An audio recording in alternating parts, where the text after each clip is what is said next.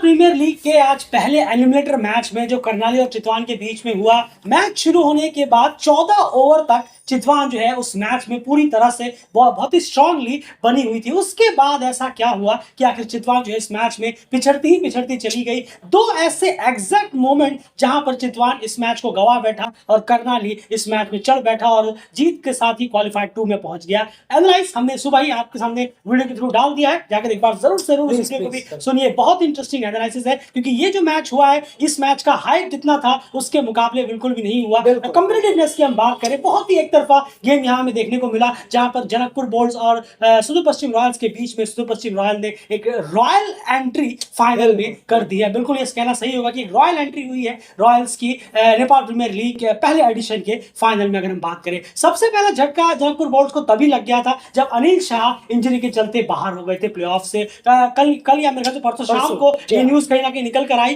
कि जो उनके जो कप्तान है, जो जिन्होंने पूरा टूर्नामेंट में लीड किया नेपाल प्रीमियर लीग के, अनिल शाह, और एक अच्छे खासे ओपनर हिटर भी थे, वो इंजरी के वजह से आउट हो गए। वो एक बहुत सॉलिड झटका था क्योंकि 4 ही प्राइम बैट्समैन रन्स कर रहे थे इनके लिए। अगर बात करें जनकपुर बोल्ट्स के लिए, उसमें से एक बड़े का चले जाना, वो भी एक हिटर का चले जाना, वो अपने आप में एक सेटबैक था। एंड उस सेटबैक के साथ आज Janakpur Bolts under Asif captaincy उतरी पहले बैटिंग करने के लिए। क्या कुछ बैटिंग का सूरत हाल रहा जानते हैं? नहीं, जरूर देखिए। अगर हम बात करें बल्लेबाजी जो रही, वो जैसे कि हमने कहा भी था अपने मैच प्रीव्यू में, चारों पे रहेगी। अब 4 से सिमट कर 3 पे रह गई और 3 से सिमट कर 1 पर रह गई मैच के शुरू होते पहली इनिंग के खत्म होने तक। अगर हम स्कोर कार्ड पर नजर डालें, लहरू मिलन था 12 रन बनाकर आउट हुए और आज सबको स्टार्ट मिला है। ये बात गौर करने वाली है। आसिफ को देखें तो 11 रन का स्टार्ट, और शुभ कंसाकर को देखें तो 26 रन उन्होंने बनाए 24 गेंदों में। बॉलें बहुत ज्यादा ले ली उन्होंने, थोड़ा सा और एक्सेलरेट करना चाहिए था एक टीम को देखते हुए, या फिर आप लंबा जा रहे हैं कि थोड़ा सा फिर आप एक्सेलरेट करते हैं अगर आप लंबी इनिंग खेल रहे हैं तो रन के शिकार हो गए। बिल्कुल। उसके बाद बात करें, हर्ष शाकिर पूरे टूर्नामेंट में बल्ले से कुछ भी खासा उन्होंने किया है नहीं। और उसके बाद हम नजर डालें अर्निको यादव, 20 बॉलें उन्होंने ले ली।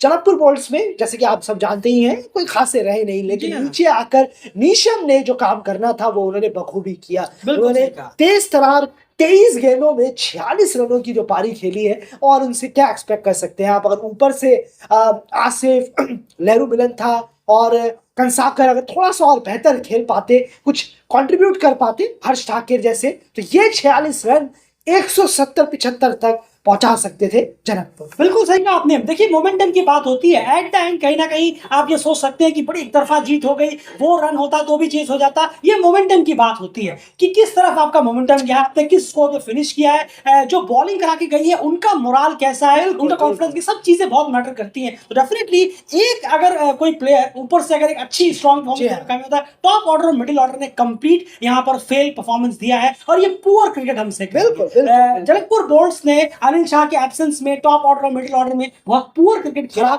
इसे हमें क्या, अगर हम ये वर्ड यूज करें तो बिल्कुल भी गलत नहीं होगा। बहुत जिम्मेदाराना, गैर जिम्मेदाराना क्रिकेट में पुअर क्रिकेट यहाँ देखने को हमें मिला। मिलन था और आसिफ की तरफ से कोई रन्स निकले नहीं, वहां से एक बड़ी इनिंग आनी चाहिए थी। तो सोचिए, निशम की चिपकाने की इनिंग 170-80 तक बड़े स्कोर तक ले जाने में कामयाब जरूर होती है, लेकिन निशम अकेले पड़ गए। टीम सिर्फ 139 रन तक ही पहुंचने में कामयाब हुई। एंड बॉलिंग डिपार्टमेंट की बात करते हैं, कमाल की बॉलिंग रही आज। अगर हम देखें शुरू से लेकर एंड तक, हर पार्ट में एक निशम वाला पोर्शन को छोड़कर लगभग power play, mid overs, death overs, तीनों में डोमिनेट किया। बहुत अच्छा। आप हरमीत सिंह को देखें, 4 ओवर में 13 रन, शानदार इंक्लूजन रहा उनका सुदूर पश्चिम के लिए। अगर और वो उन्होंने मेरे ख्याल से एंड इसमें से 2 ओवर पावर प्ले में डाले हैं, तो वाकई बहुत शानदार है। वो नई बॉल से शुरुआत करते हैं, बेहतरीन उनकी बॉलिंग रही है। और उसके बाद देखिए हम दीपेंद्र सिंह रन आउट किया उन्होंने, 3 विकेट निकाले उन्होंने, शानदार परफॉर्मेंस की। और हमने मैच में भी कहा था हमारे कि दीपेंद्र सिंह यारी को हर हाल में अपनी पूरी ओवर्स करानी चाहिए। बिल्कुल, ये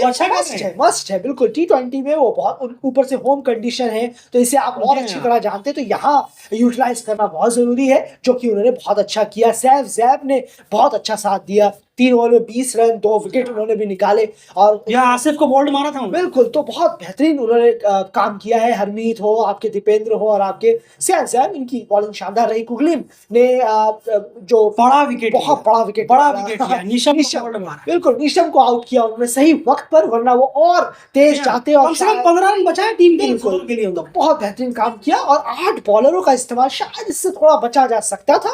8 बॉलर बहुत ज्यादा हो जाते, जैसे कि ईशान पांडे का एक बिल्कुल 6 बॉलर ठीक रहते, लेकिन ओके, अब कप्तान की वो थी सोच थी, वो 8 बॉलर के साथ गए। जी हाँ, ऐसे थोड़ा सा स्ट्रिक्ट रखते हैं Strict रखना जरूरी है। इसलिए भी कि किसी भी फेस में टीम स्ट्रगल नहीं कर रही जी थी हाँ। बॉलिंग में। जैसे हमने कहा, अगर बॉलर्स बहुत स्ट्रगल करें तो आप 1-2 ट्राई कर लेते, बिल्कुल, स्ट्रगल बिल्कुल। कर नहीं रहे थे, बहुत अच्छा बॉलिंग जा रहा था, तो आप कोशिश करिए कि अब एक मैच और बहुत बड़ा मैच है, बिल्कुल, जितना बिल्कुल। स्टिक रहे उतना बेहतर रहेगा, बहुत ज्यादा बेहतर रहेगा। बस ये थोड़ी सी गुंजाइश रहती है बॉलिंग डिपार्टमेंट में। बैटिंग की अब बात करते हैं सुदूर पश्चिम रॉयल्स की, वहां बॉलरों से ज्यादा डोमिनेटिंग परफॉर्मेंस बैटिंग डिपार्टमेंट ने यहाँ पर निकाल कर दिया है। क्या कहेंगे बैटिंग डिपार्टमेंट के बारे में? शानदार, अगर हम कहें सैफ ने जो शुरुआत दिलाई, अगर आप देखें 32 रनों की तेज तरार, इतनी बड़ी स्ट्राइक रेट के साथ, 152 की स्ट्राइक रेट के साथ, फिर विनोद भंडारी ने जो एक ओपनिंग पार्टनरशिप मिलनी चाहिए थी वो मिली है। इतने क्रूशियल मोमेंट पर अगर ऊपर के बल्लेबाज चले तो फिर आप कोई भी टारगेट चेस करने के काबिल हो सकते हैं, भले यहाँ 200 क्यों ना हो। बिल्कुल बिल्कुल, अगर ऊपर के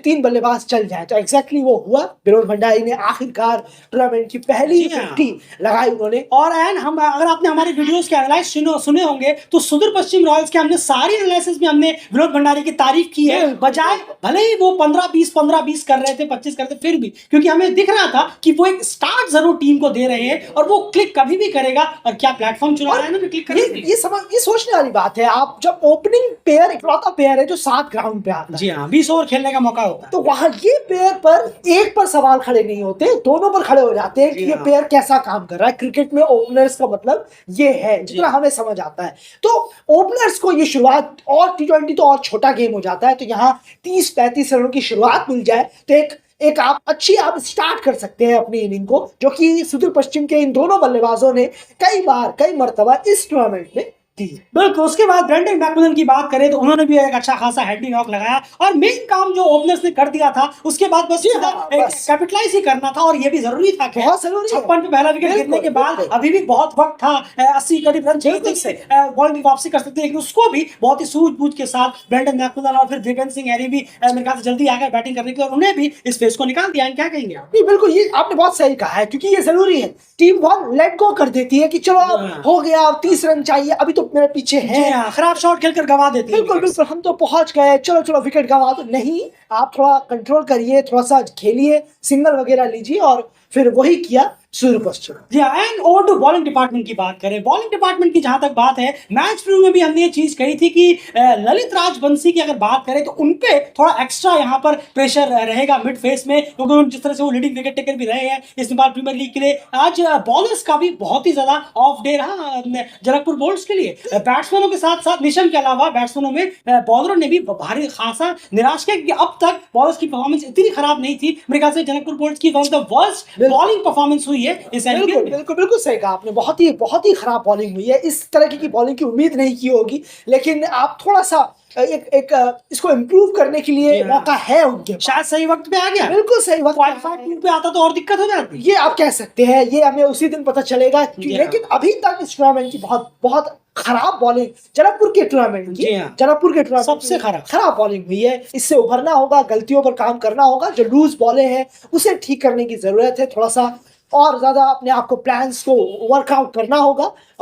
जब आप विकेट टेकिंग डिलीवरीज ज्यादा डालनी होगी जो आज कम थी, बहुत स्टंप टू स्टंप आपको रहना है। विकेट टेकिंग डिलीवरीज से काफी दूर नजर आए आज जनकपुर के बॉलर्स, और खासकर ललित राजबंशी। बिल्कुल, तो इसी के साथ कांग्रेचुलेशन सुदूर पश्चिम रॉयल्स को, जो पहले ही अटेम्प्ट में अपने सीधा फाइनल क्रैक करने में कामयाब हो गई और फाइनल में पहुंच गई है। नेपाल प्रीमियर लीग के पहले एडिशन के फाइनल में अगर हम बात करें, वो भी बड़ी शानदार और बड़ी एक तरफा तरह से। लेकिन जनकपुर बोल्ट्स के लिए अभी भी रास्ते बंद ही हुए हैं। चितवान डायनोस के रास्ते बंद जरूर हो गए, लेकिन जनकपुर बोल्ट्स और अगर हम बात करें यहाँ पर करनाली यार्ड्स, इन दोनों को क्वालिफायर 2 मैच में अभी खेलना है। वहां पर जो जीतेगा वो सुदूर पश्चिम रॉयल्स के साथ फाइनल के लिए खेलेगा, और जो फाइनल जीतेगा वो नेपाल प्रीमियर लीग पहले एडिशन की ट्रॉफी अपने घर और सारे प्लेयर्स के साथ लेकर चला जाएगा। फिलहाल इस एनालिसिस में इतना ही। बने रहिए डेल क्रिकेट चैनल।